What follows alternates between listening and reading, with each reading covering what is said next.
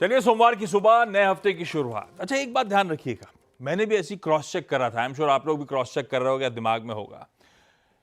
ये last weekly cycle नहीं है, अगले हफ्ते होनी है मंथली एक्सपायरी। ये लंबा एक्सपायरी 31 तारीख एग्जैक्टली एक्सपायरी का दिन होना है, तो मंथली एक्सपायरी आनी है अगले हफ्ते, फेड की बैठक आनी है अगले हफ्ते।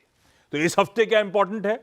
इस हफ्ते वही वो टैरिफ ट्रेड डील का सरदर्द, वो ओवरहैंग कंटिन्यू करता हुआ, और दूसरी तरफ कुछ हद तक रिजल्ट सीजन की नर्वसनेस बढ़ रही है, तो उस पर नजर रहेगी। वीकेंड पर रिजल्ट्स पे खास फोकस रहेगा।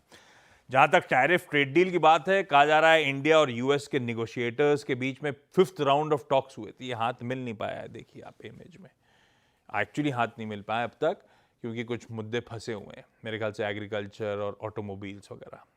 तो अब तक वो सहमति बनी नहीं है, तो वो सरदर्द, वो निगलिंग वरी कंटिन्यू करेगा भारतीय बाजारों के लिए।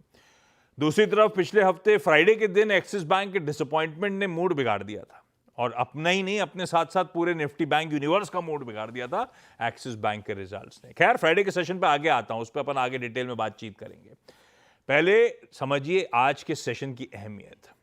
हालांकि फ्राइडे को भी मेंशन कर रहा था मैं, आज निफ्टी 50 यूनिवर्स का 32%, तकरीबन 32% हमें रिएक्शन देना है नंबर्स पे। 4 निफ्टी के नंबर्स हैं, 32% का वेटेज है। दूसरी तरफ निफ्टी बैंक, सिर्फ रिजल्ट्स देखूं तो एचडीएफसी, आईसीआईसीआई, एयू तक आता है, तो 56% कह लीजिए। पर असल में इस वीकेंड बैंक्स और फाइनेंशियल्स के अलावा कोई खबर ही नहीं मिल रही थी। अगर तो कोई टीम बनाने को बोलता मुझसे आज के लिए, तो मुझे फाइनेंशियल्स के अलावा कुछ मिले ही ना। इतनी खबरें फाइनेंशियल्स को लेकर। इस निफ्टी बैंक यूनिवर्स के बाहर तमाम रिजल्ट्स आते हुए, तमाम खबरें आती हुई। कंचन से कह दूं कि डिटेल में स्टॉक्स न्यूज समझाएं तो ये शो के साथ अगला शो भी नहीं पड़ जाएगा, इतने डेवलपमेंट्स थे। खैर, ये आगे की कहानी है, आएंगे इसमें से इंपॉर्टेंट रिजल्ट्स पर अपन बातचीत कर रहे होंगे। पहले लास्ट वीक का निफ्टी का परफॉर्मेंस आपकी स्क्रीन पर आएगा।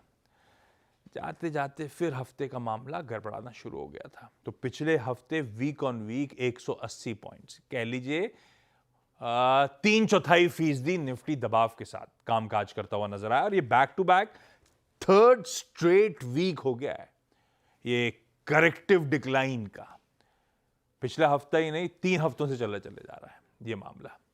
ये क्या है, प्लेट बदलेगा तब दिखेगा, ये रहा। खैर, फ्राइडे का सेशन आपकी स्क्रीन पर रख देता हूं।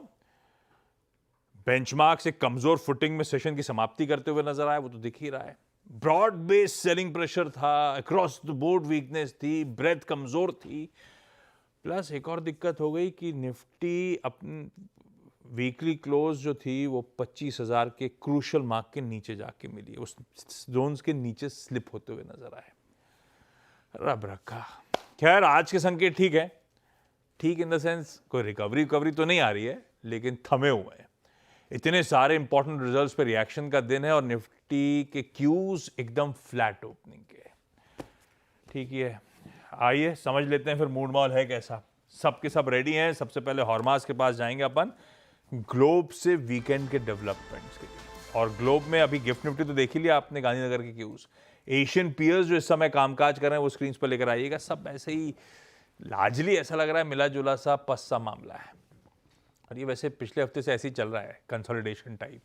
प्लेट फ्लिप होगी तो यूएस के मार्केट स्क्रीन्स पर आएंगे। ये निक्केई के बाजार आज बंद हैं, ध्यान रखिएगा, इसको मत दिखाइए। आज जापान के मार्केट छुट्टी मना रहे हैं, जो खुले हुए हैं वो स्क्रीन्स पर आ जाएंगे, आ ही गए।